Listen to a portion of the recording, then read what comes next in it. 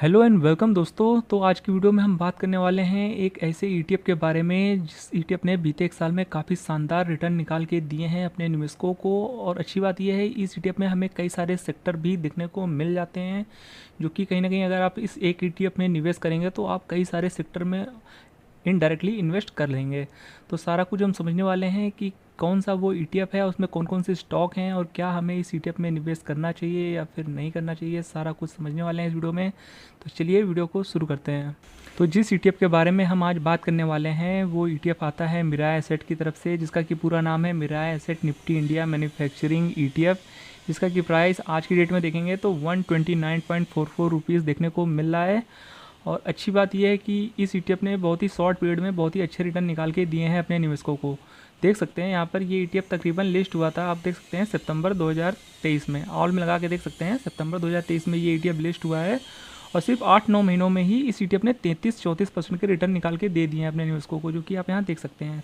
और इस ईटीएफ की खास बात क्या है कि अगर आप इस एक ईटीएफ में निवेश करते हैं तो आप एक तरह से कई सारे सेक्टर में इनडायरेक्टली निवेश कर देते हैं। तो कौन कौन से सेक्टर हैं वो सारा कुछ हम देखेंगे। तो चलिए मिराय एसेट की वेबसाइट पे जाकर चेक कर लेते हैं। तो देखिए ये है मिराय एसेट का जो कि निफ्टी इंडिया मैन्युफैक्चरिंग ईटीएफ है। और आप यहाँ पर टॉप 10 होल्डिंग देख सकते हैं। तो देखिए इसमें जो जो स्टॉक्स है ना, यानी इसका जो ऐसा पोर्टफोलियो है, क्योंकि नाम ही इसका ऐसा है कि मैन्युफैक्चरिंग इंडिया, तो समझ सकते हैं कि इसमें ऐसे ऐसे स्टॉक हैं जो कि मैन्युफैक्चरिंग बेस्ड होते हैं कंपनियाँ। तो जाहिर सी बात है ऐसे स्टॉक्स कहीं ना कहीं जो मैन्युफैक्चरिंग बेस्ड होती हैं और जो कहीं ना कहीं लार्ज कैप स्टॉक्स होते हैं उन्हीं का ज़्यादा वेटेज है। तो ऐसी कंपनियों के कहीं ना कहीं जो ग्रोथ होते हैं वो शानदार होते हैं, और पास्ट में इन कंपनियों के रिकॉर्ड भी काफ़ी अच्छे हैं। और ये कोई छोटी कंपनियाँ नहीं है, सब लार्ज कैप हैं। और ये बहुत सारी कंपनियाँ इनमें से निफ्टी 50 का हिस्सा हैं। देख सकते हैं मारुति सुजुकी का 5% वेटेज है, फिर रिलायंस देखने को मिल जाता है जिसमें का 5% वेटेज है, फिर Mahindra and Mahindra, Tata Motors, Sun Pharmaceuticals, फिर Tata Steel, Bajaj Auto, Bharat Electronics Limited, और फिर यहाँ पे हिंदाल्को, जीएसडब्ल्यू स्टील्स। तो देखिए सब बड़ी बड़ी कंपनियाँ हैं, ऐसा नहीं है कोई छोटी कंपनियाँ हैं। और इसमें आपको तकरीबन 70 या 75 कंपनियाँ देखने को मिल जाती हैं। और यहाँ पर आप जो इसमें देख सकते हैं टॉप 10 सेक्टर्स हैं वो भी देख सकते हैं। तो सबसे ज़्यादा जो वेटेज है वो ऑटोमोबाइल्स का है, जिसमें कि 23% वेटेज है। तो ऑटोमोबाइल्स जो होता है वो कहीं ना कहीं बहुत ही शानदार सेक्टर है, और ये सेक्टर बीते साल में बहुत अच्छे रिटर्न निकाल के दिया भी है। और ये ऐसा सेक्टर है जो कि आने वाले टाइम में भी बहुत ही अच्छे रिटर्न निकाल के देने की क्षमता रखता है। फिर आप यहाँ देख सकते हैं फार्मा में भी देख सकते हैं 15% का वेटेज है, अदर्स में 9%, फिर पेट्रोलियम प्रोडक्ट्स में 9%, इंडस्ट्रियल प्रोडक्ट्स में 7%, फिर फेरस मेटल्स में 7.65%, ऑटो कंपोनेंट्स में 7%, इलेक्ट्रिक इक्विपमेंट्स में 5.86%, फिर केमिकल्स में देख सकते हैं 5.14%, एरो स्पेस एंड डिफेंस में भी तकरीबन 5% का वेटेज है, फिर कंज्यूमर ड्यूरेबल में 4.06%। तो ऐसे ही तकरीबन आपको 10 सेक्टर देखने को मिल जाते हैं। तो अगर आप इस ईटीएफ में निवेश कर रहे हैं तो एक तरह से आप पूरा पोर्टफोलियो बना ले रहे हैं, जिसमें कि तकरीबन सभी सेक्टर देखने को मिल जाता है। और यहाँ पर ध्यान देने वाली बात जो है वो भी आप देखेंगे। तो वैसे तो देखिए इस ईटीएफ को हमने जैसा कि कहा कि अभी 8-9 महीने ही हुआ है, पर देखिए अगर आप इंडेक्स के बेसिस पे बात करेंगे तो ये बीते एक साल में 54% के रिटर्न निकाल के दिया है अपने निवेशकों को। देख सकते हैं यहाँ पर एक साल में Mirae Asset Nifty India manufacturing ETF ने 54% का रिटर्न बना के दिया है, जो कि काफ़ी शानदार है। मतलब कि 1.5 गुना तक पैसा कर दिया है इस इंडेक्स ने, यानी इस ईटीएफ ने। तो जो लोग भी इस ईटीएफ में जब ये आया था वहाँ पर निवेश किए होंगे तो बहुत ही शॉर्ट पीरियड में बहुत ही शानदार रिटर्न देखने को मिल रहे होंगे। और चलिए और भी चीज़ों को हम एक बार देख लेते हैं। तो सबसे पहले बात कर लेते हैं कि वॉल्यूम की। तो देखिए वॉल्यूम इसमें आज के दिन आता हुआ देखने को मिल रहा है 86,000 का तकरीबन।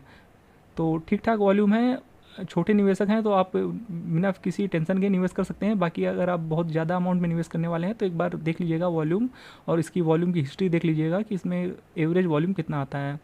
और बाकी वॉल्यूम पे एक बार ज़रूर ध्यान रखिएगा। और यहाँ पर AUM साइज़ की बात की जाए तो 120 करोड़ का AUM साइज़ है, जो कि अच्छा खासा एसेट अंडर मैनेजमेंट है। हालांकि इसको बहुत ही कम टाइम हुआ है मार्केट में, पर अच्छा खासा AUM साइज़ देखने को मिल रहा है। और नंबर ऑफ स्टॉक की बात की जाए तो 75 स्टॉक्स हैं इस ईटीएफ में। तो आपको एक बहुत ही बड़ा पोर्टफोलियो देखने को मिल जाता है, क्योंकि इसमें 75 स्टॉक हैं। तो जाहिर सी बात है आपका काफ़ी अच्छे से पोर्टफोलियो डाइवर्सिफाइड हो जाता है और रिस्क काफ़ी कम हो जाता है, क्योंकि किसी भी एक स्टॉक में बहुत बड़ा वेटेज देखने को नहीं मिलता है। और फिर एक्सपेंस रेशियो की बात की जाए तो यहाँ पर 0.45 का एक्सपेंस रेशियो देखने को मिल रहा है। और देख सकते हैं यहाँ पर ETF का जो सिंबल है वो आप ज़रूर नोट कर लीजिएगा, मेक इंडिया इसका ETF का सिंबल है। तो आपका जहाँ भी डीमेट अकाउंट है, अगर आप इस कोड को डालेंगे तो आप इस ETF को फाइंड कर पाएंगे। तो अगर आपके पास डीमेट अकाउंट नहीं है तो लिंक आपको डिस्क्रिप्शन बॉक्स में मिल जाएगा, जहाँ पे आपको ग्रो जीरोधा स्टॉक का डीमेट अकाउंट का लिंक मिल जाएगा। आप चाहें तो किसी में भी अपना डीमेट अकाउंट खुला सकते हैं। बाकी ये ETF है शानदार, क्योंकि देखिए इसमें कई सारे सेक्टर आपको मिल जाते हैं और इसने बीते तकरीबन 8-9 महीनों में बहुत ही शानदार परसेंट रिटर्न निकाल के दिए हैं। और लॉन्ग टर्म इन्वेस्टर हैं तो इस ETF को कंसिडर करके चल सकते हैं। बाकी स्विंग वालों के लिए हम ये कहना चाहेंगे कि अभी ये ETF काफ़ी एक तरफा भागा हुआ है और इसमें भी थोड़ी हल्की फुल्की गिरावट देखने को मिल रही है, कोई खास गिरावट देखने को नहीं मिल रही, लाइक 2% तक की गिरावट देखने को मिल रही है। तो अगर ये ETF आपको तकरीबन यहाँ पर आता हुआ देखने को मिलता है 126 के आसपास या 125 के आसपास देखने को मिलता है, तो आप पहला लॉट लगाने के बारे में सोच सकते हैं, फ्रेश एंट्री लेने के बारे में सोच सकते हैं। और जैसा कि ETF स्विंग ट्रेडिंग में हम करते हैं, एक बार में ज़्यादा पैसा नहीं लगाते हैं या अपने पैसों को 3 से 4-5 पार्ट में डिवाइड करने के बाद ही एक पार्ट लगाते हैं, तो वैसे आप निवेश कर सकते हैं स्विंग ट्रेडिंग पर्पज़ के लिए। बाकी ये ETF शानदार है, जैसा कि हमने कहा कि कई सारे सेक्टर हैं, तो इसमें कोई डर की बात नहीं है, क्योंकि कई सारे सेक्टर कवर हो जाते हैं और जितने ज़्यादा सेक्टर होते हैं कहीं ना कहीं उतना ही आपका पोर्टफोलियो डाइवर्सिफाइड हो जाता है। और इस ETF ने पास्ट में रिटर्न भी अच्छे निकाल के दिए हैं और लॉन्ग टर्म के लिए ETF अच्छा हो सकता है। बाकी एक बार निवेश करने से पहले अपने फाइनेंशियल एडवाइज़र की हेल्प ज़रूर लें और खुद से भी इसकी एनालिसिस और रिसर्च जरूर करें।